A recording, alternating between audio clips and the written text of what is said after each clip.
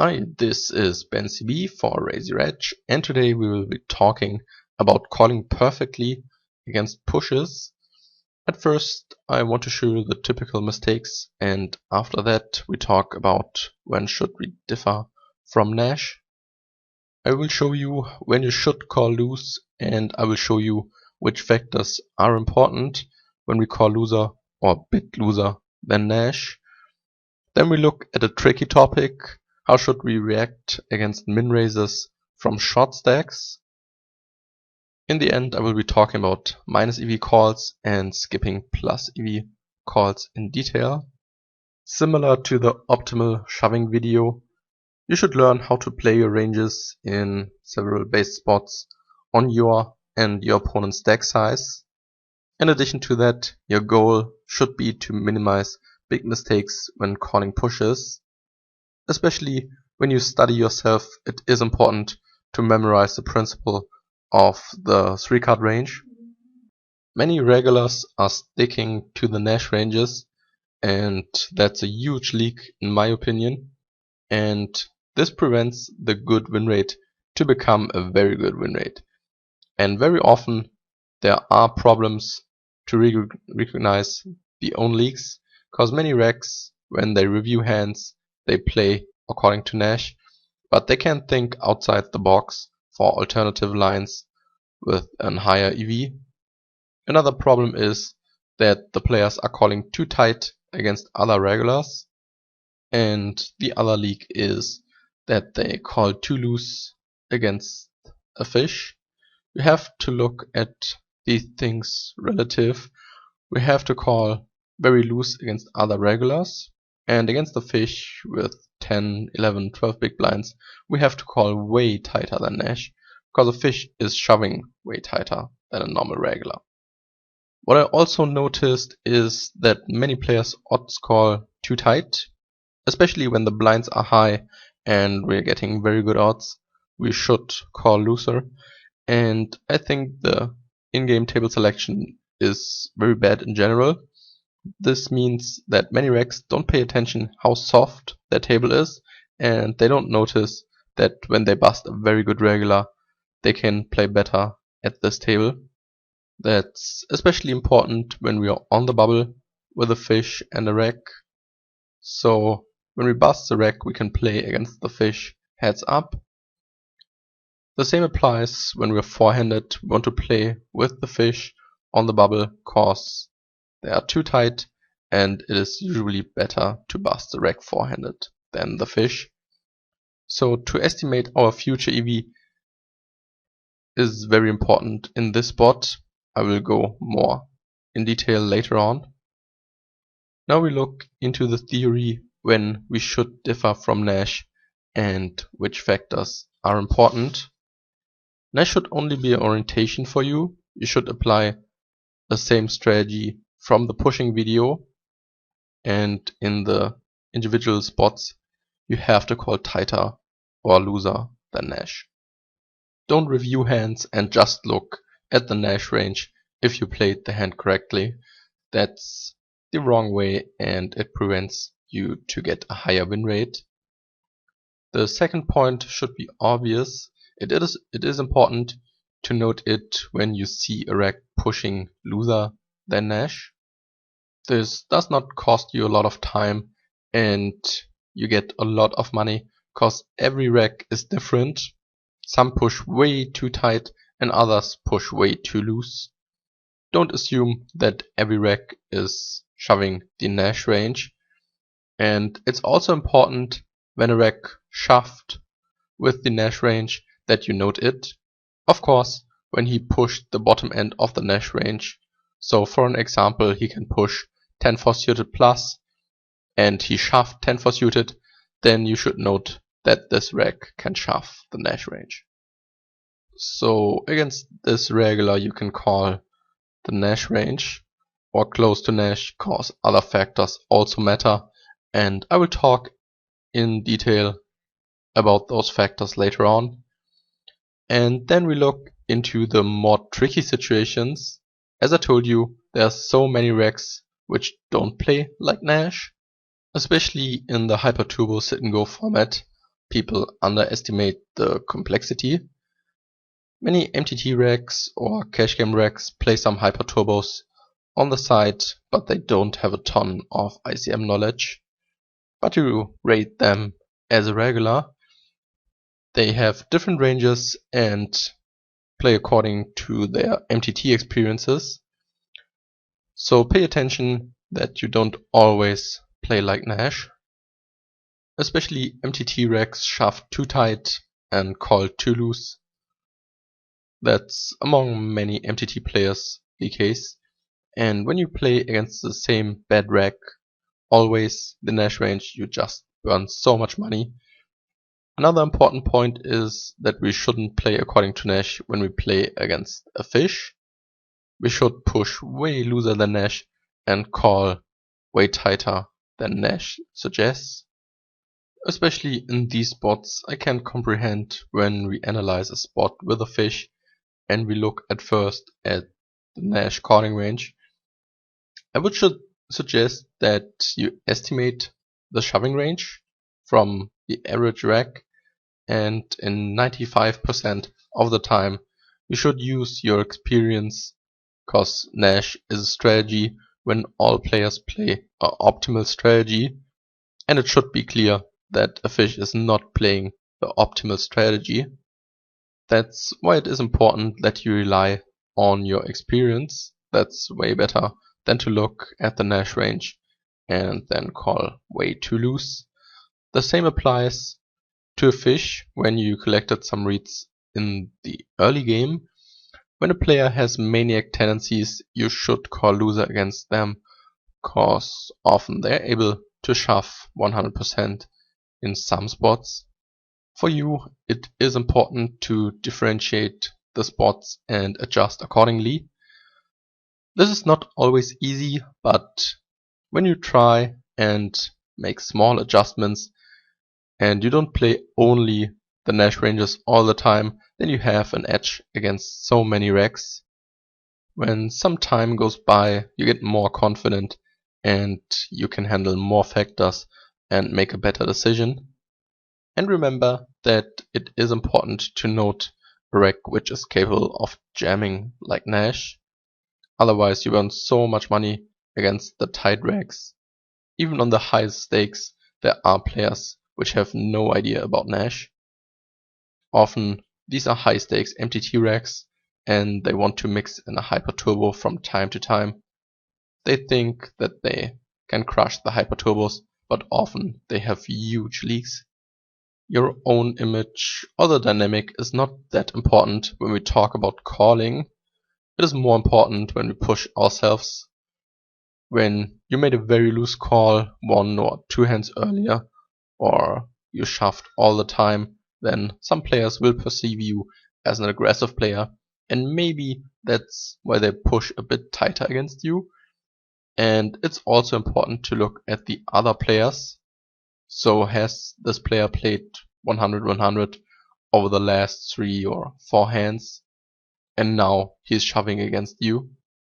So it is more likely that he is on the aggressive side. Maybe he is a maniac. Sure, we have no sample size, but it is important to work with tendencies. When you have a tough decision, you should work with those tendencies, and then you make the optimal decision. We'll look into example hands later when and how we should deviate from Nash, and we look at the important factors. Now I want to talk about calling in general. What should we pay attention to? It is important to call loser against regulars. I think there's a huge difference between the low stakes, the mid stakes, and the high stakes racks. I think on the micro stakes the players call way too tight against other regulars, and I think this is also the case on the mid stakes. And it's also important to consider capped pushing ranges. So when we have 10 or 11 bigs and we're in the big blind and we have to call against the button, we can discount aces, kings, queens, jacks, tens, ace king, ace queen suited, and obviously This is player dependent, but often we can call 2 or 3 hands looser than normal. So don't call only the Nash range. Use Hold'em resources for a better solution, and I see it very often when people open shove 13, 14 big blinds that they fold pocket pairs, which are pretty clear call normally. So when we are in the big blind with 12, 13 big blinds and the cutoff jams, then 10s plus is usually an open raise, and in this situation we can easy call with pocket 5s. But I see a fold with 5s or 6s all the time, and so many players don't pay attention to the capped pushing ranges. And in other situations we can call even looser, depending on how trappy your opponent is. When we play against a regular and there are regulars which min raise pocket 8s and pocket 9s because they want to induce something. Of course, this depends also on your own image. When you're an aggressive raise dealer, then it can be that the steals are stronger and the pushing range is a bit weaker. What I also recognized is that people make huge overcall mistakes. That's especially forehanded the case with hands like ace king, ace queen, pocket 8s, pocket 9s, and pocket 10s. The situation don't occur too often, but when you make the wrong call, it's so expensive, and that's often the case with around 10 big blinds or 10 big blinds and up. Even with 8 big blinds, when a mid stack shoves and the big stack shoves over the top, ace queen, ace king is often a snap call, and ace king is so often minus EV in this spot. So pay attention that you don't burn too much money, but we'll look into some examples later on.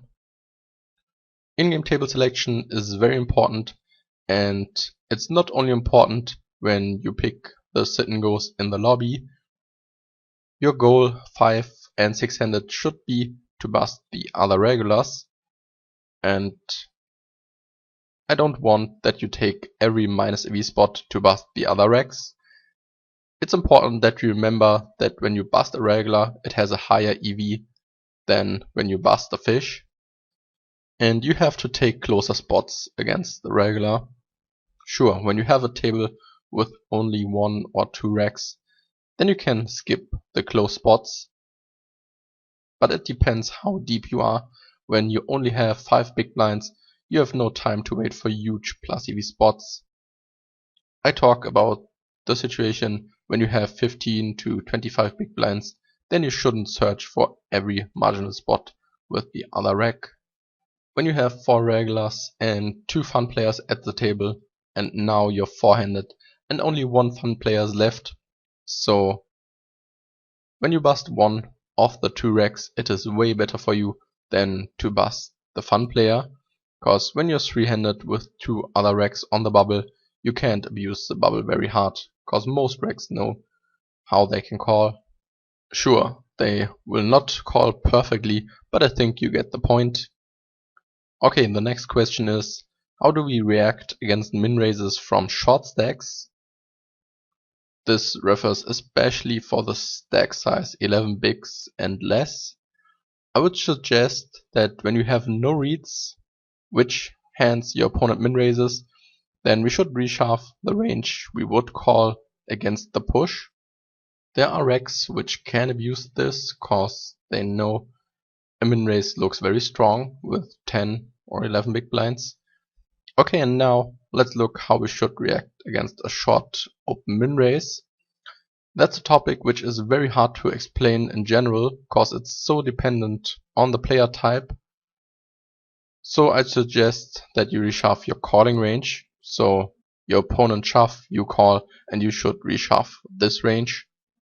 Cause nowadays there are regs which understand that these open raises look very strong, especially on the cutoff button and in the small blind. And I would suggest that you note it if he folded, if he called, if it was a trap. Cause long term you lose too much money when you only give him 10s, jacks, queens, kings, aces, ace king and ace queen, you make so much money against players which are able to raise fold with these stack sizes. The risk reward ratio is very good cause there's so much dead money in the pot when he folds. And you don't have to panic cause you would have called the push anyway. And when he shows you aces, that's just a setup. It is more important how he plays 10s, jacks, queens, 9s, 8s from the button for 10, 11 big blinds. And when you see which hands he's min-raising with, you note it and you adapt the next time.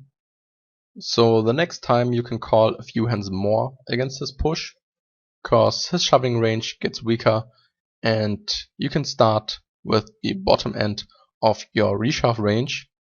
And with this play, you exploit your opponent very well. Against opponents which raise fold a lot, you should reshove wider than you would call, cause the push don't have to work that often with these short stack sizes, cause there's so much dead money in the pot. You can train this with the ICM programs, how often he has to fold when you want to re-steal very loose, or which range you can re-steal with. Sometimes you will see some very sick ranges. It is important to look at the fold to 3-bet stat, and that's why it is important to filter the stats by number of opponents and by the stack size, because you don't want to see falsified stats. You want to see his fold to 3-bet stat from 9 to 12 big blinds. When he has only a fold to 3-bet stat of 10 or 20% over a few hundred hands, then you can make some really sick adaptions. When you have no stats, cause it's a new regular or you moved up in stakes or you moved down, then it's important to play your standard game.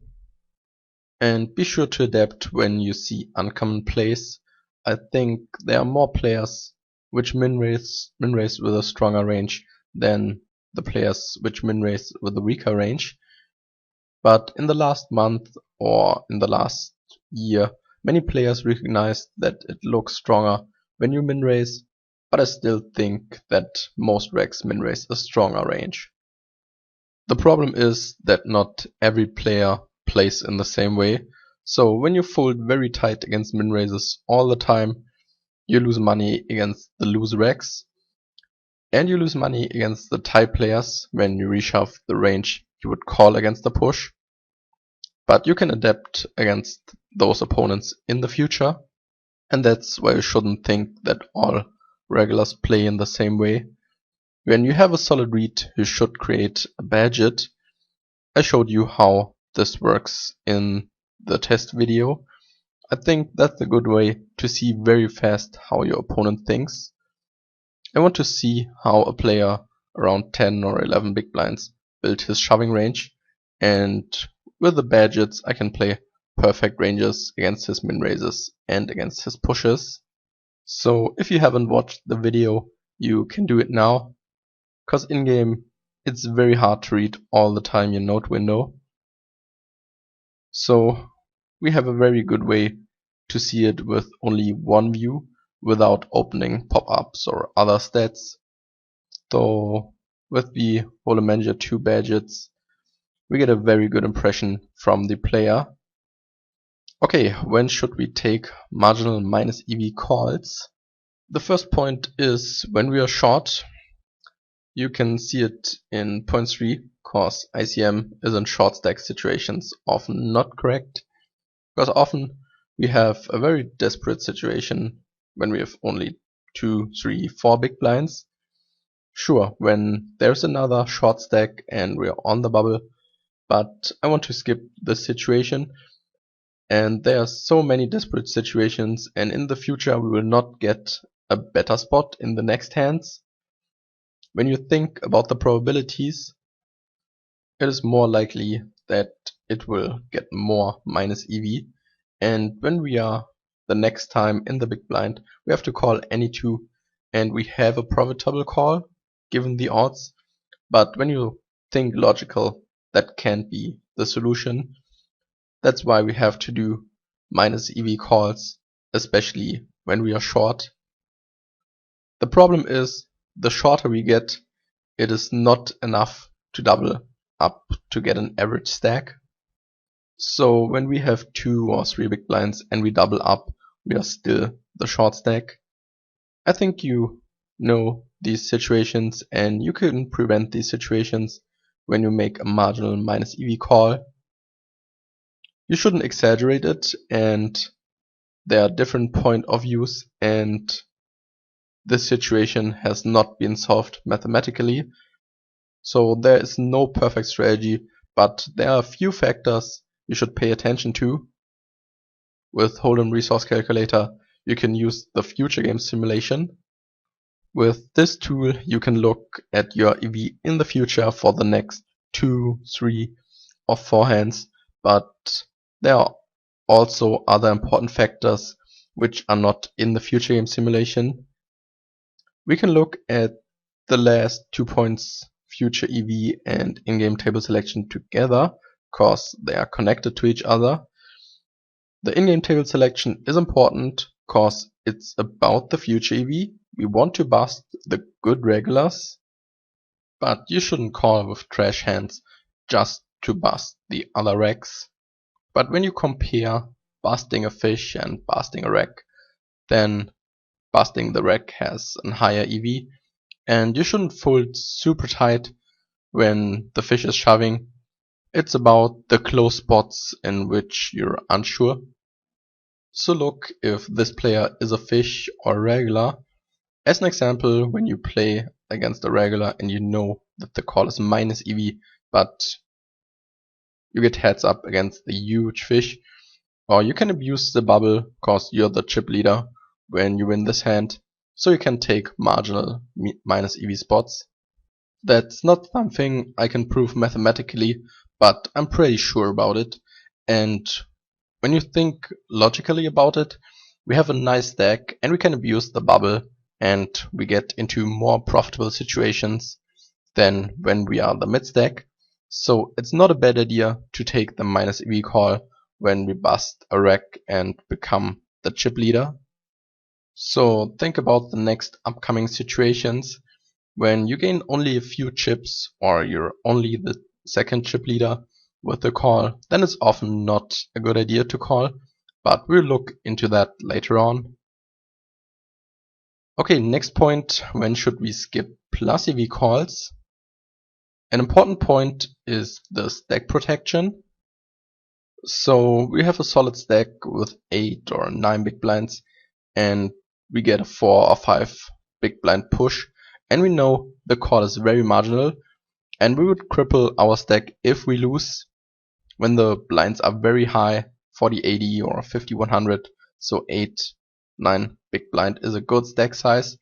Most of the time it's the average stack, sometimes even second chip lead, especially when the blinds are 50-100.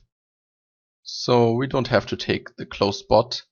We have 1 or 2 orbits left, and even with 5 big blinds at 50-100 we have full equity. So at 40-80 or 50-100 we shouldn't take every close odds call and cripple our stack and lose our full equity. It's a different story when we have not that much full equity anyways, so we have 4 or 5 big blinds and a 3 big blind stack shoves, then it's not that important. Or you can skip the plus EV call when the table is very soft or you have a good table position. So don't just say, oh, 2 or 3 fish, that's nice. Let's assume you play with 4 other reg and 2 fun players. One fun player is right to you and the other fun player is directly to your left. So the fish will push very tight against you in the late game, and you can push very loose against the other fun player. That's a way better situation than when the fun players sit on the hijack and in middle position. And in my opinion, that's often a neglected point. So many of you can estimate that you can skip marginal spots, but when you have the weak players directly to your right and left, that's perfect for you. Even when you're short with 4 or 5 big blinds, most fun players don't call loose enough. But pay attention, when they have a huge stack, they tend to make super loose calls. In contrast, to when they are mid or short stacks. These are only general aspects. There are situations in which a fish is calling loser or pushing loser, but that's an exception. You can't generalize everything, but we should use some general assumptions and pay attention to those. And with skipping plus EV calls, it's the same than skipping marginal minus EV calls. We are getting a lot of plus EV spots in the future when we have a big stack. So spots that are better than plus 0.05 or 0.09 because we have a huge stack. That's often the case when we are the chip leader or six-handed when we start the sit and go. We have 20-25 big blinds, then we shouldn't take every marginal resteal spot. It's another story when we are five-handed or six-handed with only regulars. So when you join the sit and go, you only play against regulars, then you can take close plus EV calls in the early game. When you review a hand and then you see, oh, this resteal was very marginal, just forget about it. It was correct and that's it. But when you play a very soft table, you should tighten your ranges a little bit. Now let's look into some situations. The first one is really interesting and we could talk about this hand for hours, but we don't want that. We are the closed chip leader on the bubble. The button is a fish and the small blind is a very aggressive regular. In the past he shoved 6-3 offsuit on the bubble for 5 or 6 big blinds. He also showed some really loose shoves on the button, so for 11 big blinds, king 6 offsuit four-handed. So he's capable of pushing looser than Nash. So I gave him a loser range. According to Nash, he should shove 65%. Against this range we have a clear fold with Jack-8 offsuit, but with my reads and his stats, so when we know he's capable of shoving 6-3 offsuit for 6.5 big blinds, we can add for 7.5 big blinds any high card, and I think he will shove any suited hand for 7.5 big blinds. Yeah, and I think he's shoving 5-4 offsuit as well. I have no idea why he's shoving so loose. I don't think that this is profitable. And with this range we have a close call with Jack-8 offsuit. When we remove some trash from his shoving range, so when he shoves 6-3 offsuit for 6.5 big blinds, that's a 90 to 95% range. So with 7.5 big blinds, to give him an 87% range is reasonable, and we should assume that. And with this range we have a break-even call. The question is, on which factors do we decide if this is a call or not? In game I was sure that this is a close spot. When we think back on the principle of the 3-card range, so you shouldn't just think, okay, Jack-8 is a call or Jack-8 is a fold. At first we see we are the closed chip leader. The problem is, when we push from the button, we can't abuse it that hard. At first the problem is the player to our right is very loose, so we are not that often first in, cause he is shoving looser than Nash from the button, and we can't push that loose from the button, cause the other two have also larger stacks. We have a fun player in the small blind and he is not shoving loose enough, but we can't push that loose. Sure, we can push a little bit looser than Nash, but that's it. Because we have 10.8 big blinds, the fun player has 10 big blinds, and the loose rack has 8.8 big blinds. So we can push 30 to 40% from the button, and the rack is shoving very loose when he is in the small blind. Especially when he has the chance to become the chip leader. When the player to our right is a normal regular and he's folding the button sometimes and sometimes the small blind, then it's a different story and we can abuse the bubble way better with our stack. So for me, it's an important factor to get heads up with the fish, and I decided to make the close call. And the other factor is that the regular is so aggressive and he's shoving a ton. There are regulars when they get short to 8-9 big blinds, they start to shove any two. So when you review hands, try to use the principle of the 3-card range.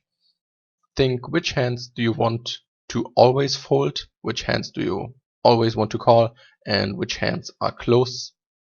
In this spot, Jack 7 is a clear fold, Jack 9 is a clear call.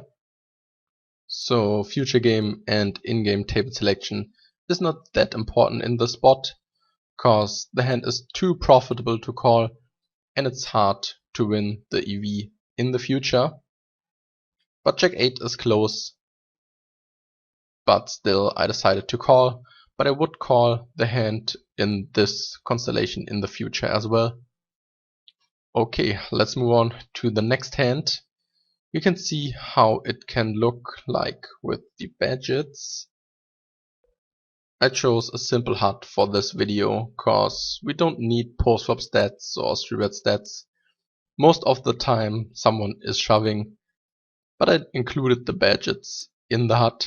So we have these little symbols you can create by yourself. I created these symbols with paint. And we have the phone icon. And we see the regular in the small blind shoves. I can see that I can discount pocket tens plus and ace queen plus from his shoving range. This is a trappy player and he hopes to induce a lot. The same applies to the player to my direct left. And I created another badget, make sick adaptions. So he re-stealed a ton against me and I want to see if it is only variance or if I have a raise full league. Maybe I steal too wide or look at the player on the button. When I'm in a post-flop spot, we have a good bluff spot and we don't look all the time in the note window. But when you review the hand, you think, oh, if I had known this, I would have played the hand differently. And you can avoid this with the badgets. I know I can't bluff too many hands against him on the river. He is a river station, but when I notice that I get a lot of folds with my value hands, I delete the badget. Maybe it was just variance, or he was on tilt, or I gave a timing tell. There are factors which we can't influence, and when I recognize that he can fold, I simply delete the badget. It really costs no time to create a badget and it's super useful, and you can create for every imaginable spot own badget. The creation takes about 2 or 3 minutes and you just put it on every player with your special read. Okay, let's get back to this special spot. I put the data in the Hold'em resource calculator and we see the Nash range, and against the Nash range we have a clear fold with pocket threes. We are mid stack and against him we have the highest bubble factor, so we have to call tighter against him than against the two other players. But I have the read that he traps a lot with 11 big blinds, even with 10 big blinds. Let's look if it's a call when he only traps aces and kings. But still, it's not a call. But cause I saw the badget, I can discount many strong hands. And for this villain, I know that he min-raises pocket nines also. But I would also discount some trash hands that he don't want to jam that deep. You should also pay attention that Rag can complete weak hands in the small blind. So you can put a few hands of his bottom range in the completing range. Now we see that we have a close call with pocket threes, and with the call we can become the chip leader. That's an important point, and all the other players are regulars, so we can become the chip leader and we should do this call definitely. Without the badget I would have just folded my hand. Okay, and he had Jack 9. We lose this hand and we're out, but I think it was a good call, and when we win we can continue with the chip lead. Which are the worst hands we can call when we think about our future EV? I think we could call Queen 9 offsuit for sure, and yes, Jack 10 I would say you can, but you don't have to. And yeah, we should definitely fold King 4 suited, cause it's a bit too minus EV. So that are the hands we could add. Okay, let's start with the next hand. Lose regular open jams, and now we have to look if we can call or not. Let's look at the Nash range first, if we have a clear call. And we can see that 9-7 offsuit is a clear call, and I wouldn't have thought that. I thought that 9-7 offsuit is a close call, so my 3-card range was a bit wrong. I thought 8-9 is a clear call, 9-7 offsuit is a close call, and 9-6 offsuit is a fold, so I was one hand off. But we are very short and we get good odds, and that's the reason why we can call 70%. I have the note that he can push the Nash range, so he's able to push the bottom end of the Nash range. So when he shows me 6-4 offsuit or 10 deuce offsuit, I note it, even when he shows me 10-3 offsuit, because then we can assume that he's shoving 10 deuce offsuit as well. And you should note it, cause not every reg shoves the Nash range. The question is, should we call loser? Can we accept to make a little minus EV? And I would say yes. Let's look at the situation. When we fold, we only have 250 chips in the small blind, minus 12 ante, so we have around 2 big blinds. And that this is not a nice situation should be clear. We have no full equity and there are only regulars at this table, and we have to wait for a hand cause we can't ship any 2 or ship loser cause the regs will call any 2 against us. And that's the reason why we can't ship loser. It's another story when we have a little bit full equity and can collect the blinds when we ship a bit loser.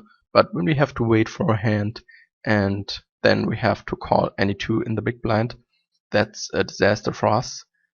And I think we should call 10-4 offsuit, 6-7 offsuit, 8-4 suited, 7-4 suited, and 5-4 suited. This would be my calling range in this spot. Yes, 8-4 suited, 9-3 suited, and I think that's long term the better option than only to take the plus EV spots. ICM will overestimate our stack. We have a good share of the prize pool, and that's what ICM is about, but our situation is really bad. And when we fold and double up, then we still have only 4 or 5 big blinds, so we have to double up again. When we double up now, we have a very solid stack and we're close to the chip leader. Oh wait, then we are the chip leader. We shouldn't make some sick any 2 calls in this spot, we should just widen our calling range.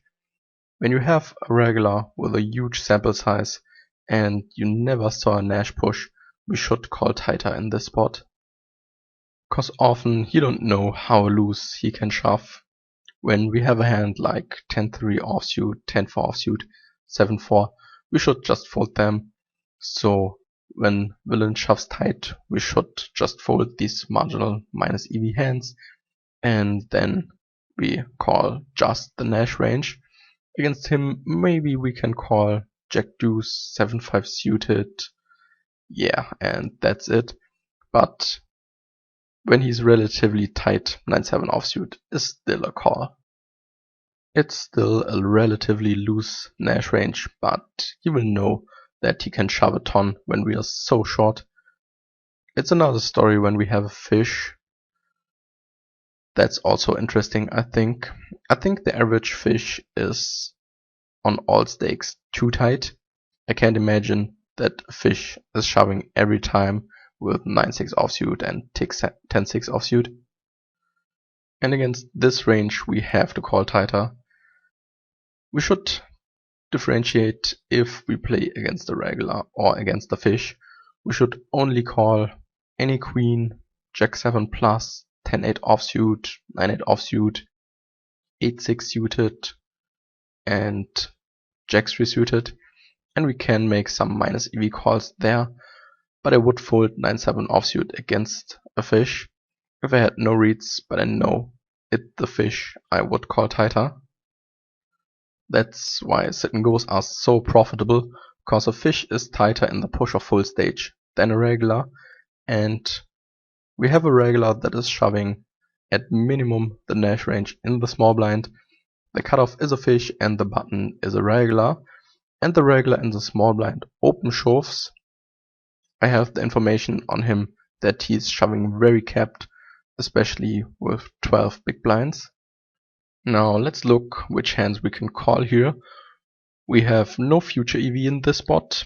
Even when we double up, we are only the mid stack. Let's look at it in the Hold'em resource calculator. As I told you, he's definitely shoving the Nash range, and against this range we have a clear fold.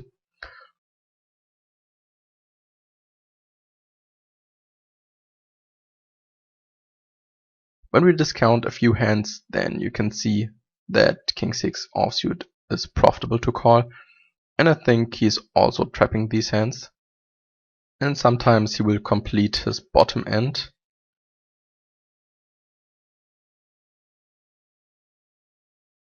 We see that we still have a call, but it is possible that he shoves all the hands. So we should at least call King 6 in this spot, and I think this is a league of many players, especially on the lower stakes. To call a hand like this for 12, 13 big blinds is just unthinkable for many players. But when you look at it in detail, it's just profitable. I just wanted to show you how you can adapt against capped shoving ranges. Let's look at another bubble hand against a rack. The button is a weaker player and he open folded. He should push any two in this spot. We are both very short. He only has 5 big blinds and he shoves now. You can think about which hands can you call in this spot, and I'm sure that some of you will not think that we can call this wide. Let's look at the Nash ranges. So this is a 67% shoving range, and we can call against this range with jack 3 offsuit. I think he will push even loser cause his situation is so hopeless. And when we bust this player, we are heads up against the weaker player. The blinds are very low, so when we bust the regular we still have 15, 16 big blinds. So we have a little bit play left, and we have to pay attention to this. When we have only 10 big blinds in the heads up, we can't abuse this situation so much. We just have a clear advantage when we are in the heads up with a fish, in contrast to the regular. And I think many regulars push loser than Nash in this spot, because they are in a hopeless situation. Then we can call jack deuce offsuit, 9-6 offsuit, 4-5 suited, 10-2 suited, and we should call all these hands. Even calls with 10-5 offsuit, 9-4 suited are justified, cause we bust the other rack, and then we're in the heads up against the weak opponent. When he wins this pot, his chip stack is closer to our stack. It's never good to give the big blind to your opponent, and we shouldn't make some idiotic calls, but even slight minus EV calls are correct, cause Nash doesn't include factors like future EV in the calculation. Let's move on to the last hand. We are 5-handed. A regular in the small blind shoves. I know that he shoves the Nash range.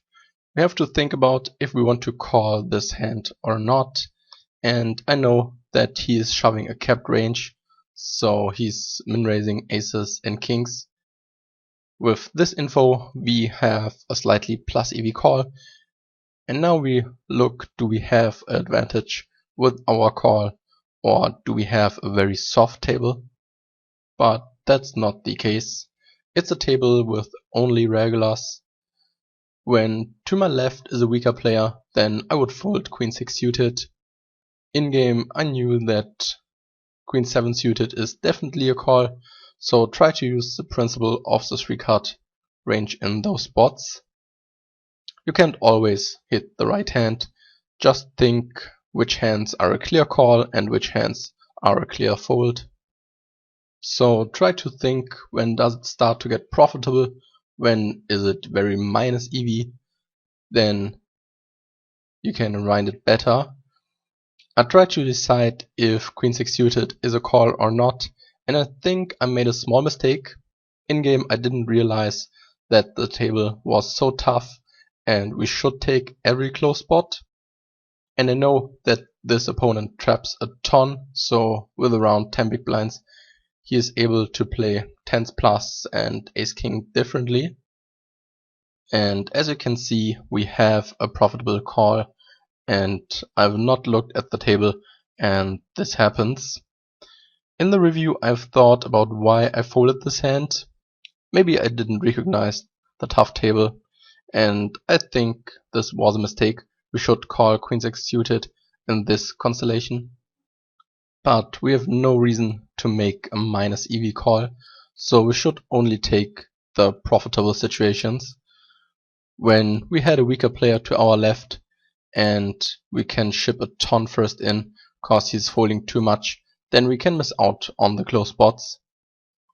But I think some of you don't call Queen 7 suited, so I see too many folds with hands like King 5 offsuit, Queen 8 offsuit, Jack 9 offsuit, 10 9 suited, and King 2 suited.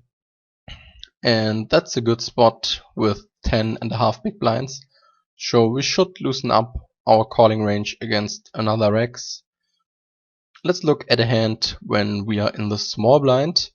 We have the situation that the button is open shoving, and we have an unlovely situation cause we are very short, and it's not about just our hand, Jack 3 suited. It's about the range we should call in the spot, and I think many players call too tight. When we look in the calculator, we have 45% for the button. He's a regular, so I think he is shoving this range, and against this range we can call this range, and I think many players are too tight in this spot. But when we look at the situation, our stack is in the middle and we get very good odds, and the big blind will overcall quite frequently, but that's not a huge problem, cause when you overcall light we have a very good equity 3-handed. And I'm talking about hands like 10 6 suited, Jack 5, Jack 4, Queen 4 suited, Queen 3 suited, 5 4 suited, King 5 offsuit, King 4 offsuit. In this spot I would also take a little minus EV spot, so I would call Queen 7 suited, 9 7 suited, and Jack 3 suited. And yeah, I think that's alright. This also depends on the overcall probability of the big blind. When he's a maniac and overcalls 74%, then we have to call a bit tighter. But I think when the button is shoving and we call, he should be able to fold some hands, and I think 52% is relatively loose. Nash suggests a 52% overcalling range. I think that's not realistic, so try to call a bit looser when our stack is really short and you're in the small blind. Now I want to show you a situation, what I meant when I told you misplays with ace queen, ace king, pocket 10s and pocket 9s, so hands that are not that strong on the second view. We have a 4-handed situation, we have 3 regulars, the cutoff ships and the button also ships, and now we have to decide if we want to call or not. And I think I did a mistake cause I made the call and the big blind folded. Let's see which hands we can call in this spot. I think it's not a huge mistake, but I'm also talking about other hands in this spot. At first I want to show you that this call is minus EV, and I think many of you didn't know that and think ace queen, ace king, nines, tens, jacks are an easy broke. When we look at the range, the cutoff shoves 24.7% and he shoves for 11 big blinds. This is reasonable, I think. The button 3-bets this range. I think that's solid too, and we can't call with ace king. It is clearly minus EV. Even pocket tens are a clear fold. Let's assume that the cutoff min raises aces and kings. Even then, ace king is slightly minus EV. The question is, can we call cause we are the clear chip leader when we win? We are the clear chip leader. We can call cause the situation is way better for us with two other racks on the bubble and we are not getting into the folding war. But you should be aware that ace king is not a clear call, and it's not that rarely that I see an overcall with ace queen suited or pocket nines. And these hands are so minus EV. But when the regular shoves aces and kings, then ace king is a clear fold even with the future game. Also interesting is the overcalling range for the big blind in the spot. We can only call jacks plus. When you look how much you lose when you call with ace king, that's a huge number. Even pocket tens are so minus EV. So when a mid stack shoves and a big stack reshoves, we are a big stack or mid stack ourselves. We have to call just jacks plus, and it is possible that a fish is shoving. The fish shoves even tighter than the rack. Then we can mug pocket tens and ace king even when his shoving range is capped. And that's what I wanted to show you, because I think especially forehanded, so many people make mistakes when they overcall. Many hands are viewed as a no-brainer, but that's just not the case. Okay, let's look at another hand. I thought this is very interesting. We have the situation that an unknown shoves from the button. I knew nothing from him, but with his stack I thought he's able to push loose. We can look at different ranges when he shoves loose or tight. When we know nothing, we just assume he is shoving the Nash range. The small blind is a regular and he isolates. The button is a mid stack, so he will not push that loose. The small blind is the chip leader, so he will also not rejam very light. He is the chip leader, so he can select the spots very well. He has so many plus EV spots in the future, and I think he will not shove very light. Ace queen in this spot is an easy fold, and we have to think if we can call ace king or not. Let's look into the calculator. The button should shove 35%. I think for his stack that's a bit too tight, especially hands that have a good equity against the calling range. I don't want to make the range super loose, but I think that's okay.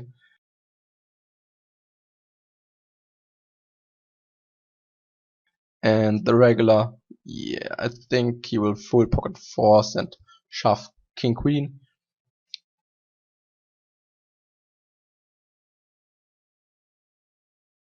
And this is our calling range. As you can see, ace king is so minus EV, even pocket tens are. Let's look what happens with a loser range when we give him around 40%. I don't think that the small blind is shoving wider, cause he don't want to get his whole stack in very marginal, cause when he loses he's nearly crippled, and that's why his range is fairly strong.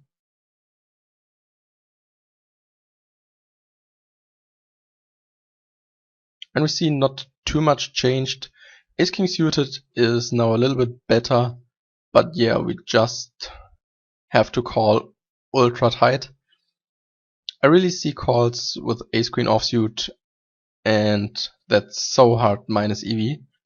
So when you see this spot wrong and think, oh, I'm just a mistake myself, but yeah, even then it's just a fold with ace queen. I wonder a bit that he reshoved ace 8 offsuit.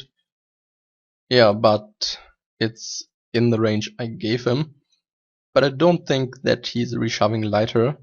It's a bit sad, cause we would get it in pretty good against both opponents, but that's not dramatic. I hope the hand helped you to understand the theory a bit better. In general, it's important when you have a tough decision, you have to consider all the factors and informations that have an impact on your decision. Just think mentally through all benefits and disadvantages of winning or losing the hand after calling an open jam. When you're not a sick mass grinder, you have a few seconds in which you have no tough decisions and you have no hands, you're just card dead. Don't use the time to just stare at your screen. Try to estimate the different tables, so how tough is each table, that you don't have to look at it when a tough situation happens. So how many racks are on this table, how many fun players, do they have to take some closer spots? So you already processed the information before the situations occur. You just have to look, oh, this was that table, here I have to make this call. Down here it is a soft table, so I just fold my hand. You can do the same thing who is sitting directly to your right, directly to your left, so you don't have to start again when the hand is dealt. Oh, what are the racks to my left, to my right, how tough is this table? Cause you need some time to make the decision, and then you miss time on the other table and you time out, or you have to make the decision in 2 seconds. So then you have not enough time to process all the informations. When you have the free time, try to observe your opponents and try to estimate your situation, and maybe look how many tables play the unknowns, and when it's a one tabler, just mark them as a fish, so don't waste your free time. When you watch the pushing video first, you may heard this in my summary, that the push of full stage is the daily work for a sit and go player. So it's not only important to watch these spots for 7 to 14 days, you should train before each session every day. Just look at 5 to 10 hands in the calculator and look at different ranges. When you have some problems with some factors we discussed in the video, then just train these spots and look if you've processed all the informations. When you recognize that you solved the situation and you have not to concentrate for that, that's always a good sign. But still review hands when you have to call a push, and review hands from winning sessions as well. So what is the bottom end of my calling range in this particular spot? Don't neglect these spots. You know that when you were on vacation, it takes some time to get back into the game, cause you're a bit rusty with the ranges, and don't be irritated when you run very good, so you have an upswing and you think you crushed the games. I know everyone thinks I played very good, but it's so important that you prepare in the upswing for the downswing, and you have to train the shove and call ranges every day like a soccer player who makes pass training every day. When you watched some videos from me, you may heard this before, but that's really important, and I will tell you this in the future again, so hang on. I wish you good success with the training and on the tables, and I say goodbye for this time, and this was BenCB for Raise Your Edge.